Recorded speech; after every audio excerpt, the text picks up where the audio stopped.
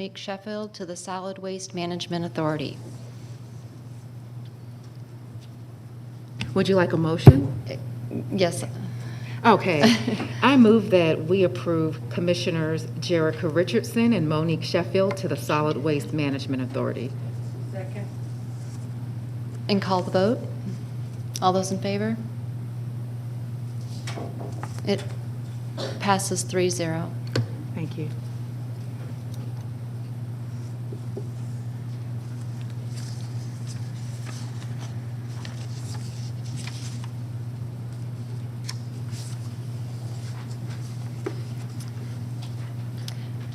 And now I'd like to make a motion to approve the election of officers of the Board of Directors of the Solid Waste Management Authority for 2021.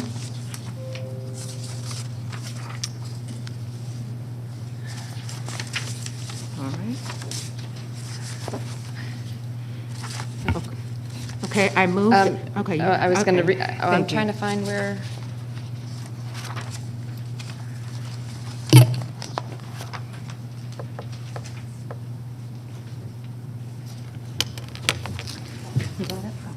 Okay.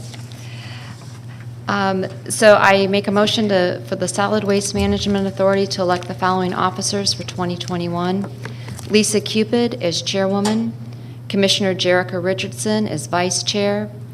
Finance Director of Cobb County will be appointed to serve as the authority secretary treasurer, and the clerk of the Cobb County Board of Commissioners is appointed to serve as clerk of the authority. So moved. All those in favor? We need a second. Second. All those in favor? The vote passes 4-0. Thank you. And I will pass the meeting over to Chairwoman Cupid. Thank you, Commissioner. Commissioner Gambrell served as our vice chair of the Solid Waste Authority last year, and so she had the pleasure of starting this meeting this morning and appointing our new officers. Commissioner Richardson will be joining us later during today's meeting, but as was acknowledged, she will be appointed as vice chair. During this meeting, we will have a number of presentations, and so I'd like to invite Director Tanks up this morning to help in guiding the presentation of an update by the Sustainability, Waste and Beautification Department of the Public Services Agency concerning the operation of the county's privatized facilities and the status of ongoing environmental programs addressing litter and management of solid waste and recycling in Cobb County. Good morning. Excuse me, Chairwoman, we need to approve the minutes first, ma'am. Okay, thank you. Prior to that, why don't we go ahead, yes, and approve the minutes. And thank you. Good to see you, Pat. Good to see you also. I had to do a double take. I said, that's not Who is Bill. that? Yes. Okay, prior to us going into the agenda, let's go ahead and approve the minutes from the last meeting. Does everyone have that? Okay. Would someone like to make a motion? Motion to approve. Is there a second? Second. All those in favor, please raise your hand. Okay. Anyone opposed? All right, so the motion passes 4-0 with Commissioner Richardson not present. Good morning, Madam Chair, Good morning. Solid Waste Management Authority, County Manager, and Sitting Attorney. Respectful of the time that you have a BOC at 9 o'clock, we're going to probably move through this pretty quickly. I am standing in today for Dr. Jenkins, who's had a battle with COVID throughout his house, and he's in wise decision. He's not here this morning, so Okay. I am standing in for him, and he had a few talking points that I'm going to go over. But we may end up changing our order because our TAG representative, Mr. Mike Ellis, is not here yet. So you'll see us push through some slides pretty quickly. And we'll start out with one of our new members to the community, Green for Life. Okay. So when starting out, Dr. Jenkins did want to mention some of the top issues and concerns that have been brought to us by the citizens. For the sake of time, you all were made aware of this at the BOC retreat. I made it very clear that it's been a concern. We do have a plan. I've spoken with the county manager. We're going to bring that plan forward to the Board of Commissioners. It's probably best discussed at a separate work session, being that we're pressed for time this morning. So with that said, we won't go too much into that point, but he did mention inadequate service coverage for offerings for our citizens, lack of governance by our Cobb County government that ensures citizens have quality haulers to choose from, some operational inefficiencies of service, and limited utilization of recycling activities. As he mentioned, and I've mentioned, this can be addressed in an ordinance amendment and a comprehensive solid waste management plan. We are in the process now for a campaign to get all of that done over the course of a year and a half. And again, at a separate work session possibly, we can go over that in more detail. So for the sake of time, I am going to ask Brad to move forward to Green for Life. And I'm going to bring up Ms. Brandy Edwards, who's General Manager of Green for Life. She also has a contract, I'm sorry, Mandy Renault is coming up. It's the Government Contracts Manager and the new General Manager. I will say, Green for Life is a result, as I spoke to you all about the BOC retreat. Department of Justice had to come in and make some divested. There used to be Advanced, and then there was Waste Management that bought them out, and then the Department of Justice for antitrust. These folks came in and they've done a good job. So without delay, who's speaking this morning? I am. All right, Brandy Edwards, General Manager. Oh, you okay? Limber. Good morning. Good morning. First, I want to introduce Green for Life. I was with Advanced Disposal when we took over Cobb County Transfer Station back in 2009. And I came over in the acquisition. So all of our people we're all still in place, same people that were there before, management-wise. And I feel like this opportunity is just only for us to grow even more. So slide. Okay. So year over year, overall, we were about the same. Obviously, COVID took a hit on the recycling and other things, but if you look at the variances, it's not a huge difference in our recycling stuff. We were higher in our metal, which is great, but as far as like the oil and stuff like that, like I said, COVID just put a damper on residents coming in to use the facility for a while. And we've recently seen a larger pickup in our residential disposal. Good. Okay, so this is our 2019 to 2020 comparison. Obviously, 2019 was all Advanced Disposal. October 30th is when the actual closing date of the Waste Management acquisition and the GFL divested sites took place. So most of 2020 is ADS. You only have November and December that we were GFL. So once again, you'll see that our tons hauled in, it's down. Obviously, COVID, like I said, took an impact on that. But we did lose some volume at the facility when Advanced Disposal no longer came into the site. Now that they are Waste Management, they use a Waste Management site. So that impacts our tons in and our tons out. However, we did see an uptick of our transactions per day, which is mainly our customers that are our residential small coming from their house. More people were home because they had to be off due to COVID, so they were dumping all of their, cleaning out their garage, that kind of stuff.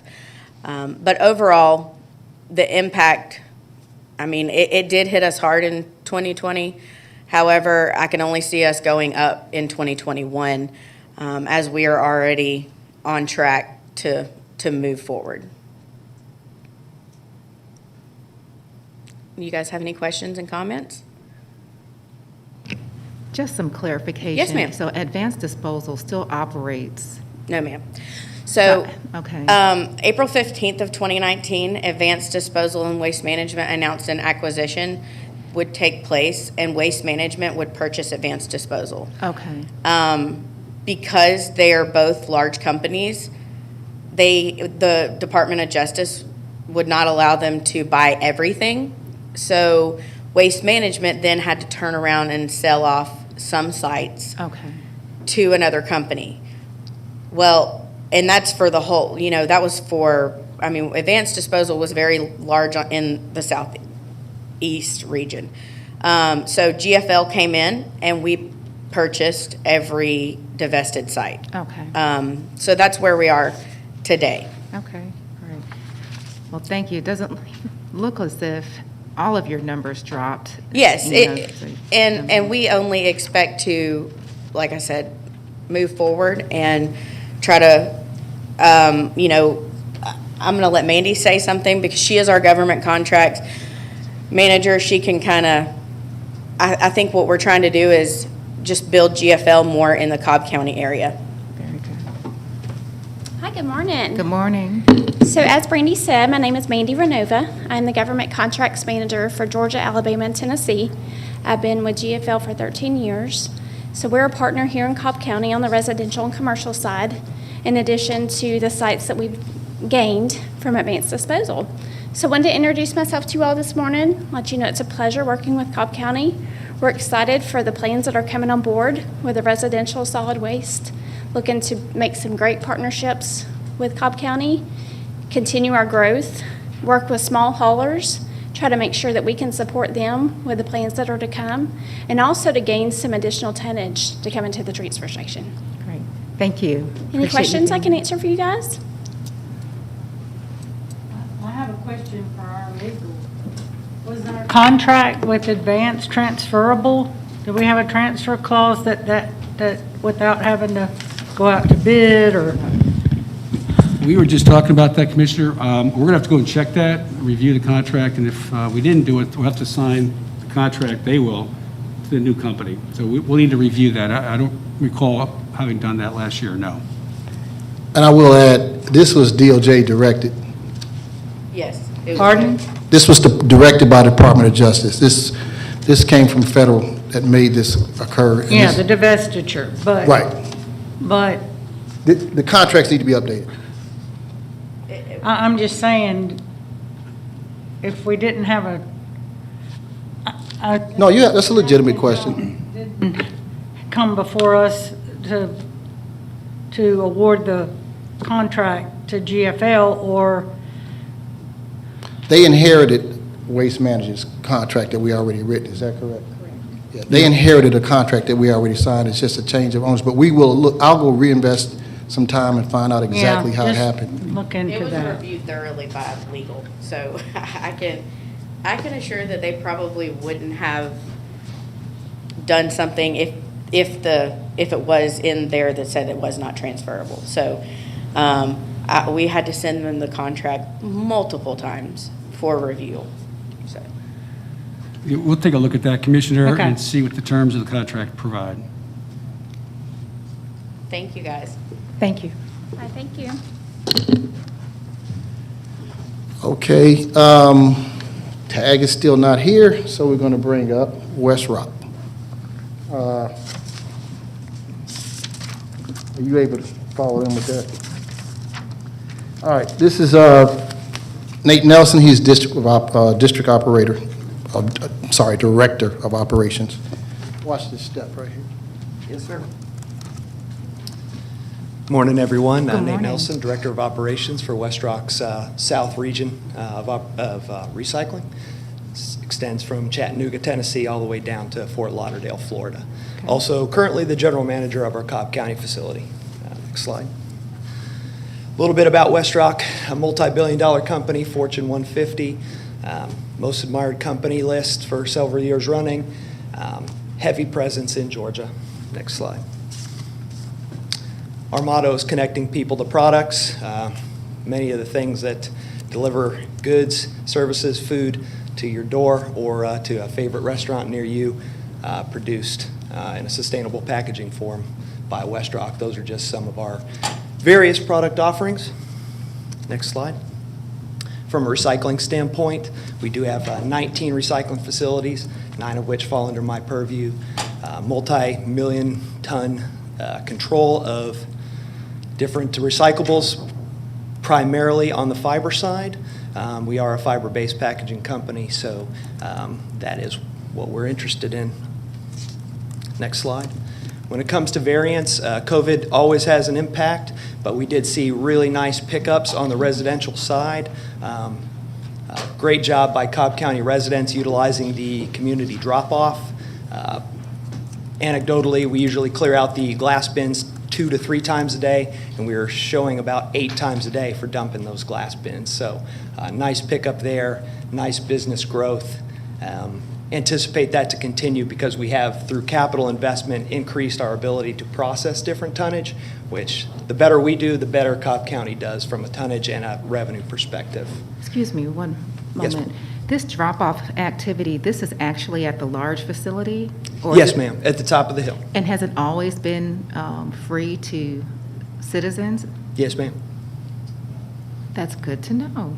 Yes, we do, and we do have a cleanup crew, so we have 2 people that patrol the facility all day while in operation. One of their duties is to clean that up, so with the increased county traffic, we have had increased cleanup activities. We like to make sure that that's free of debris, tripping hazards, et cetera, and that's a constant ongoing thing throughout the day, so occasionally I do get some photographs from concerned citizens, notably so, and it is something that we do take very seriously. We have 2 full-time people that all they do is roam the grounds and make sure we're policing that. Thank you. Okay, well, I think the bottom line on this slide, year-over-year pickup of 15%, $43,000, primarily driven by additional tonnage. Consumer habits, as COVID drives people into the, further into the e-commerce space, that does help us out. That returns to that curbside recycling piece, comes back to us, and then it enters that sustainability cycle, which Westrock is really interested in. Most of our tonnage either goes to a Westrock paper mill to be made into new paper rolls and eventually boxes by our company. Also, we have some significant partnerships with Austell and Greif, which we send some fiber to as well. Trying to keep it primarily in Georgia and some in Cobb County as well. Last year, or 2 years ago now, or 18 months, we did put $2.3 million of capital investment into the facility. That is what we had before, manually sorting, and produced a less than desirable mixed paper package for our customers. Next slide. Several $1 million you're looking at here into fiber optic sorting technology. Go into that in a further slide. We do have a robot arm that we're putting in, testing out to look at some other sustainable packaging, but we will have a robot sorter installed in the near future. Ballistic separator, that just gets a better separation between fiber and plastic and metal containers. That's just part of our $2.3 million package installed. Next slide. Recycling market changes. You do see an increase in a lot of the market values for different commodities. Again, a lot of that is driven by e-commerce. And one other thing is a lot of the things that we make from plastics and metals go back into some of those home improvement projects. So as you see Home Depot and people change their habits with COVID to take on some of those home improvement projects, carpet, for example. That's where our PET water bottles go to Mohawk primarily. Goes to make new carpet, and then as those home improvement projects come around, it helps drive that market higher. So as these markets win, so does Westrock and so does Cobb County together. This is just to highlight the cost of recycling. It is regionally, it's a $60 a ton processing fee for recycled per ton fees. So some markets in the southeast United States are over $100. We're significantly below that, and that's primarily driving some of our business growth. Next slide. Is that for single stream? Yes, ma'am. Challenges, obviously we're going to need continued capital investment. $2.3 million again that we've put into the facility. We'll put another couple $100,000 in this year with a robot sorting arm. just to make sure we remain relevant and up to current standards, and also make a nice, clean, recyclable package for our customers. COVID-19 labor challenges on sort systems, those are primarily temporary workers. It's a dirtier job, Mike Rowe's dirty job type scenario sometimes at our facilities. We do take a lot of precautions. We do the face mask, social distancing, numerous disinfection activities per day. Shared equipment is always wiped down. However, there is just a perception that it's a dirtier job. So we do have a shortage of 1 or 2 people as it goes day by day. Mixed glass, still part of the waste stream. We'd like to remove that from curbside programs. Most programs have removed it. Part of the problem is that glass, as it breaks against the sort system, carries with it a lot of smaller items that typically contaminate that glass pack. So if you think about tabs from a soda can or things like that, that also travels with those glass shards. And our glass is really 43%, 44% glass, and 56% other by weight. So it's just too contaminated for a glass recycler to use in a curbside program. That's part of a challenge. China not accepting recyclables, that still continues to impact us, but over the last couple years, domestic markets have picked up the slack. Metals, plastics, and things like that. The Southeast United States has a robust manufacturing base when it comes to using these commodities. So we do not really export anything out of this facility as well. That still stays as much in Georgia as possible and in the Southeast United States. Questions or comments? Yes. Thank you. So just curious, I saw the $2.50 per ton in terms of materials that you can use. What happens to materials that you cannot use?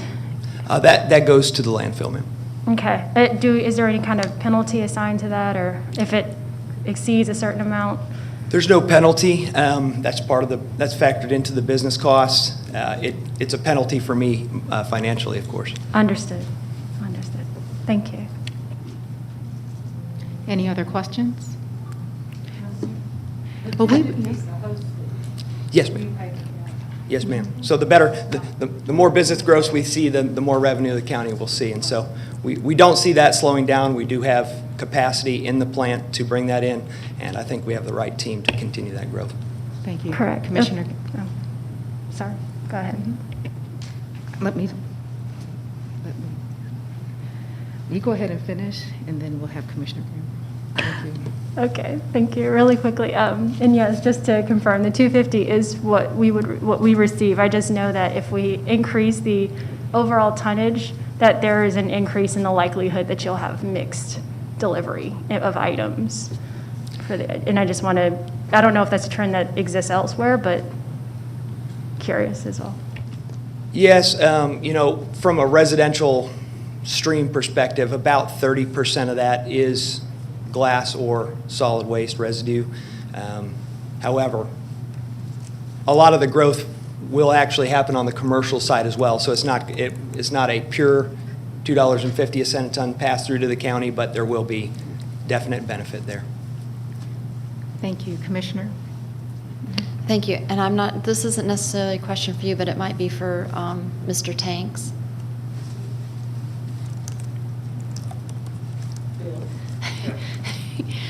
I think maybe a joint question. Sure.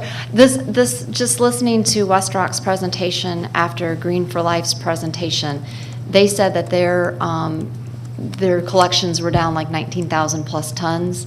But my question is with recycling gone up so much, do we have a way to know if we're recycling more than dumping into the dump? We have a resident subject matter expert who's going to do a presentation this morning, and she knows all things recycling.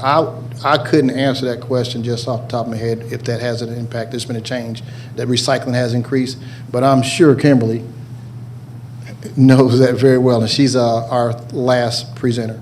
So I'll make sure when she comes up, do address that question. Okay. Thank you. Are there any other questions? Any more questions?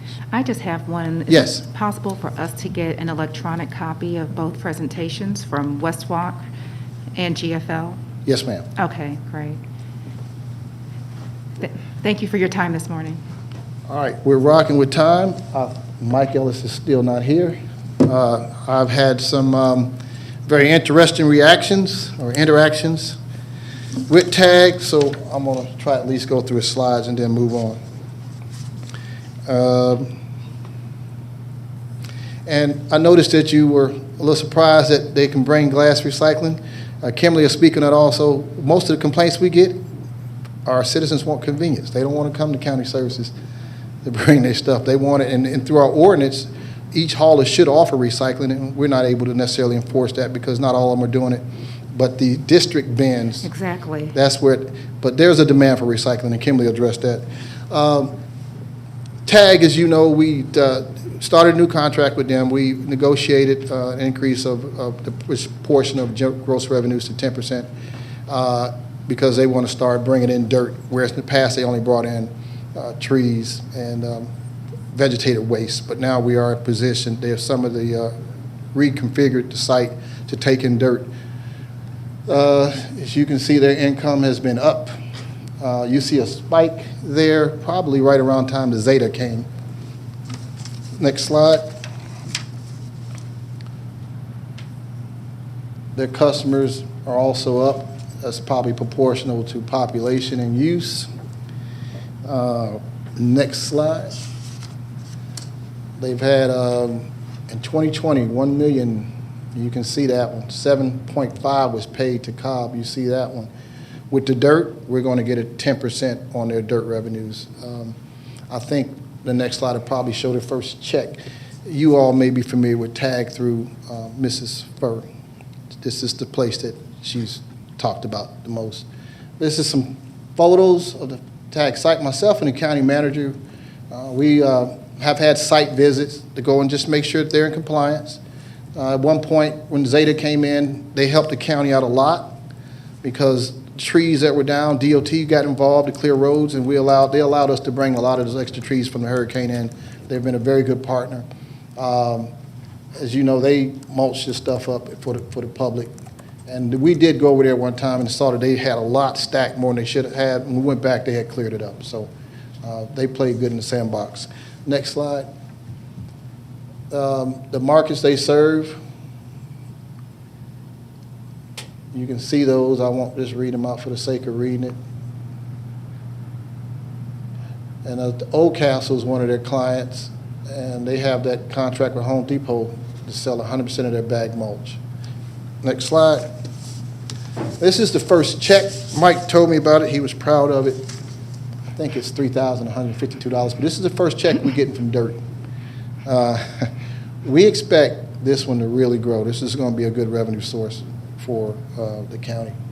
And I think the final slide would have been questions and comments. Mike Ellis is not here. Mike is he's the operations superintendent over there. The two new owners, I think they did come up last year, and the board voted to do the contract. So unless you have questions that I may or may not be able to answer, we'll move on to our next presenter. But I'll open the floor now for any questions.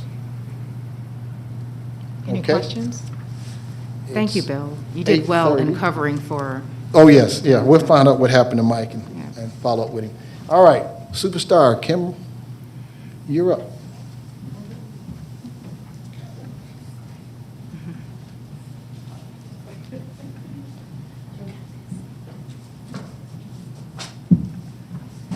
Good morning. Good Good morning, morning. everyone. Chairwoman Cupid, Board of Commissioners. All right. I'm going to jump right on in. Thank you. So Keep Cobb Beautiful has three main focus areas. One being litter prevention, two, community greening and beautification, and three, waste reduction and recycling.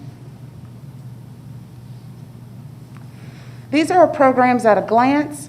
Some of these programs have changed. I've highlighted a few of them. These programs have changed mostly due to, COVID-19, 2020 being a challenging year. So I'm sorry, can you guys hear me? Mm-hmm. Okay, good. So these programs have changed some due to us having to readjust how we communicate in the community. Some of these programs have changed mostly because of what, has affected our community. litter has definitely grown. As you can see from a 2020 litter data study map, that Georgia happens to be one of the highlighted states where we're having an issue with litter. This has also been seen on a local level for us. If you look at our litter index report from year to year, 2018, 2019 to 2020, each year it has increased by a little bit. So the litter index goes from a scale of 1 to 4, 1 being the best and 4 being the worst. So we score on these measures: litter, pedestrian safety, curbing, illegal signs, graffiti, and tires. So what are we going to do about this? We've come up with a litter prevention plan. The Great American Cleanup is something that every Keep America Beautiful affiliate is required to participate in, and we will be participating in that. It starts from March and it goes into June. And what we're going to be doing is some plogging events, litter cleanups. We've partnered with the other affiliates in Cobb County for Marietta, Smyrna, Kennesaw, and Powder Springs. We will all be hosting what we call the Cobb Clean Sweep and having all of our Adopt-A-Mile groups go out and clean up in the same time frame. Also growing our Adopt-A-Mile program and creating a new prevention program where the sign that you see for the camera and the surveillance will be placed at some Adopt-A-Mile locations throughout the county where we see the most egregious litter uptake. Also, some of the things that have changed for us was obviously food insecurity. So for us, it was great because we actually had a VISTA who's been with us for the last year. This program is that the acronym is short for Volunteers in Service to America. It's an AmeriCorps program.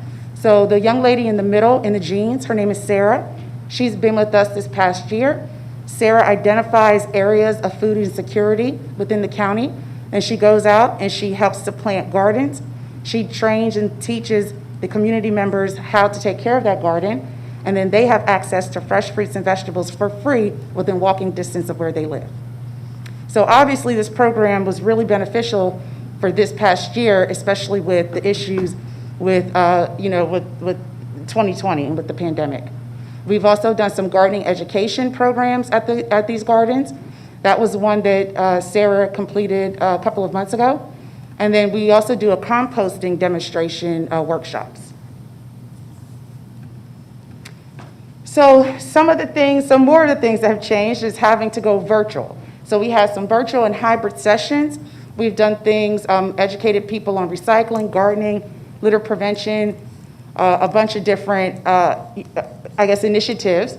And we also do composting classes and have planted an orchard, which I'm really proud of, and we're real excited. It's at Fair Oaks Park, and it's next to the garden. So we've planted some apple trees and blueberries and a bunch of fruits out there. So I'd like to take this time right now to say thank you very much, Chairwoman Cupid, and to the Board of Commissioners for supporting Keep Cobb Beautiful last year. And we received additional funding and were able to hire 2 new crew members. The 2 new crew members that we hired have gone out. You guys see these monthly infographics that I've been sending to you. They've been able to go out and do cleanups in the community. They rotate around and they pick up the Adopt-A-Mile bags from our Adopt-A-Mile members. And then they also perform cleanups. So last year they performed about 55 cleanups all throughout the districts. And they picked up 215 bags. And as you see, the numbers keep rising as we go year to date. We also have the recycling update here. These are the recycling numbers from our drop spots that are in each district. And then also our Hefty Energy Bag update. And this is how much Hefty Energy Bag material is collected in Cobb County. And then at the bottom, we just have some programs and events. And based off of our interactions with the community members, the impact, whether they have signed up to an event, they've been participating in the garden, signed up to a virtual class. So it's calculated that over 304,000 citizens in Cobb County have been positively impacted by Keep Cobb Beautiful and our programs and events. So this is our nonprofit update. So our nonprofit board is made up of people that represent each one of the commission districts in our cities and then the other affiliates in the county. And so our executive committee is made up of Barry Krebs, Harvey Williams, Eva Tackett, and Sharon Meinhardt.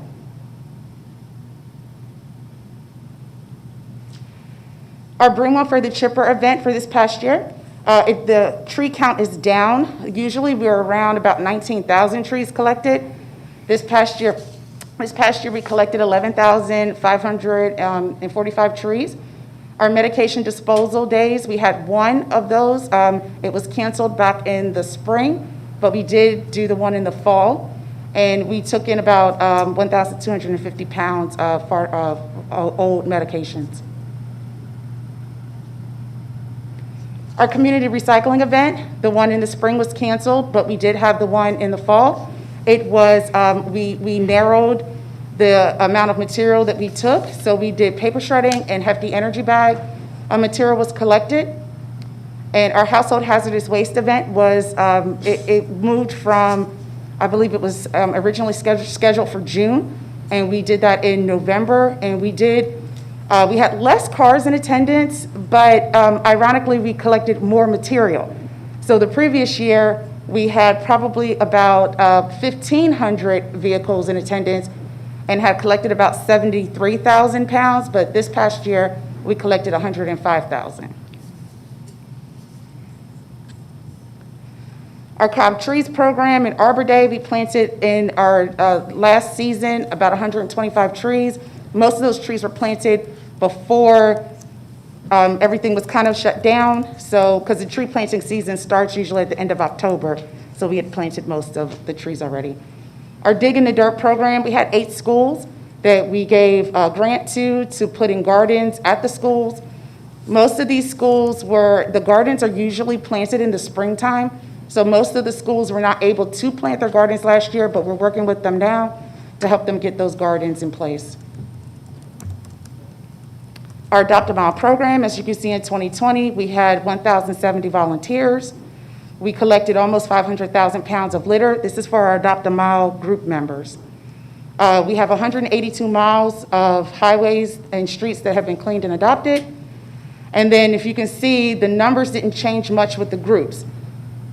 Actually, our number was much higher at the beginning of 2020. We had about 168 groups, but over the year, it started to drop. So some of our older Adopt a Mile group members weren't able to continue, and so that number dropped down to 143.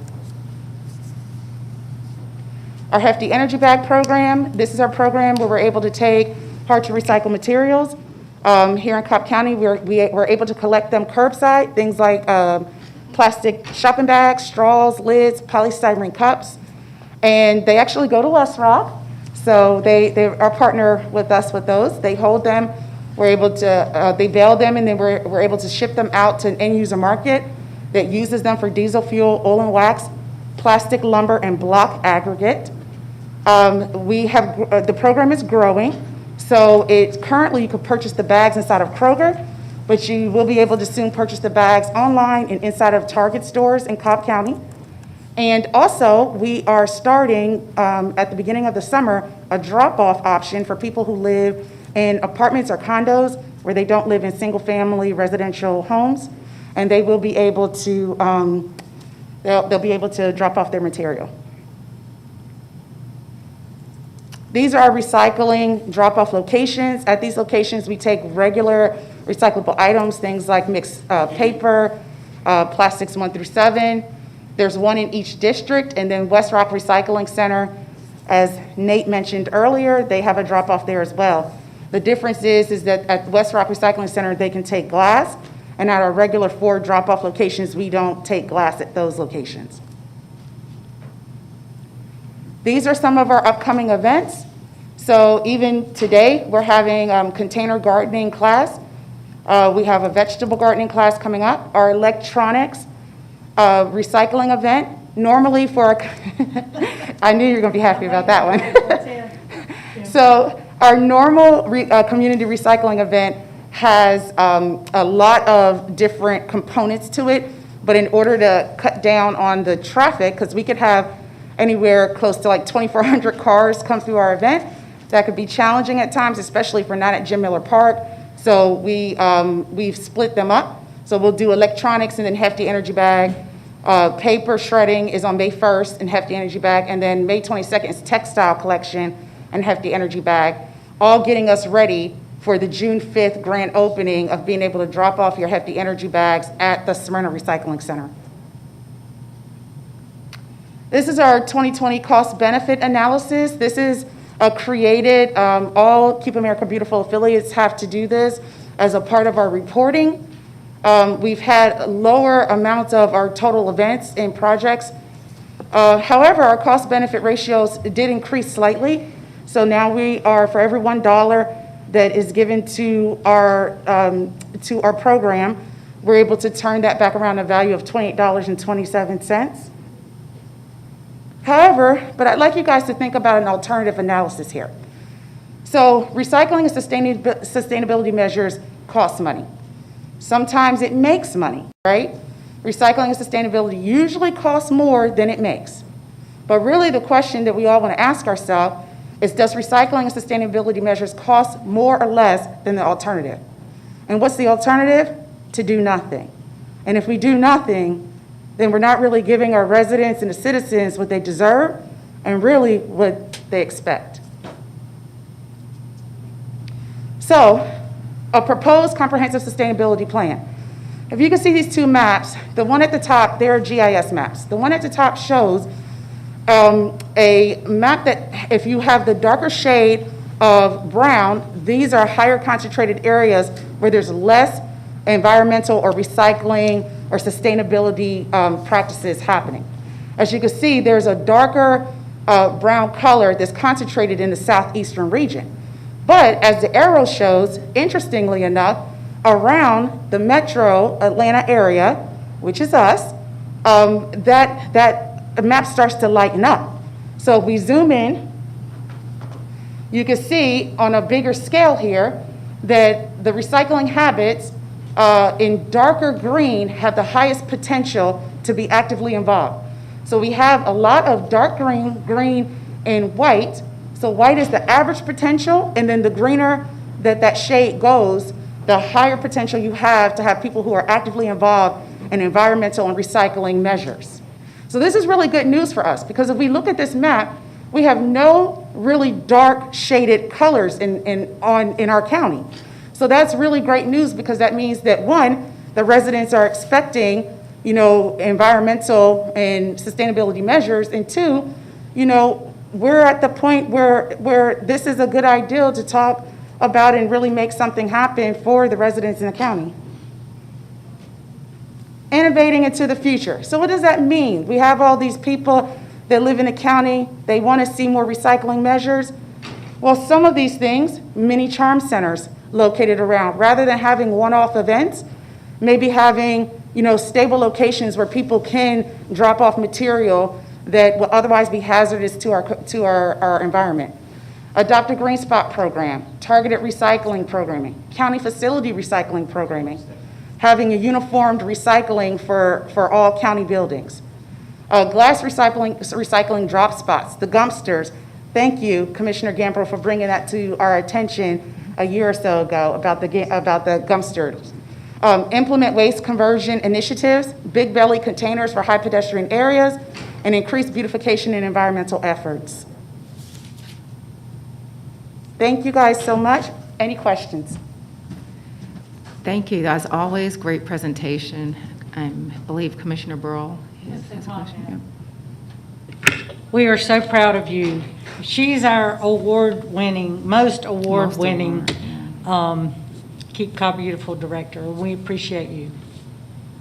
Thank you. Yes, when we go to events and we get all those awards, I get nervous. You think we'd feel excited, but I see all those other governments looking at Kimberly, and I'm wondering, are they going to try to pick her? Yes, from us, and because we get that many awards when we go somewhere. So I'm always happy to see you. Let us know how we can support you. we have very limited time today. I did want to find out more about how you work with DOT, with picking up litter since it's on the right-of-way. Just in the interest of time, though, we can always talk about that offline, but just thank you always for the excellent work that you do. Thank you. It's always frustrating to bring Kimberly up on one of these short sessions. That's why I strongly recommended a work session dedicated to sustainability waste beautification. This allows her to elaborate more, you all to ask more questions. She has a great vision that we're going to put in place.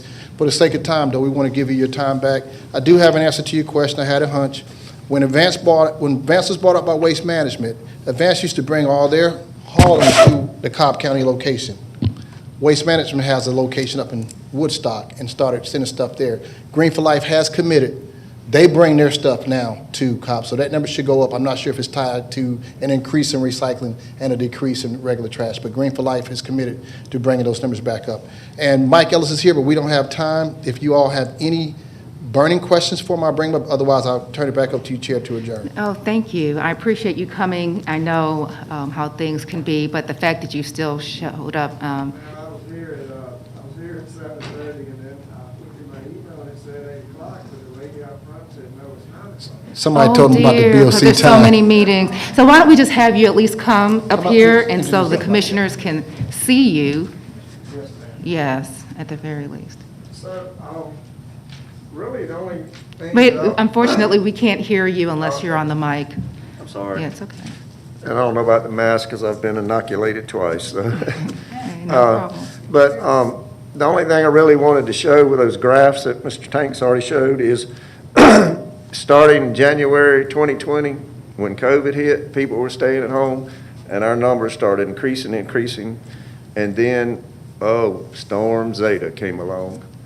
And that really put us under a lot of strain, but we've got it under control now. We're trucking out, like last week, we trucked 156 loads of material to the market. So we've got 3 grinders running over there and trying to catch up. And the dirt pit's open, and we're real excited about that. So we're looking for people to bring dirt over there and, fill up that hole. So I know he's already been over the slides, so if I can answer any questions. Thank you. Commissioners, do you have any questions?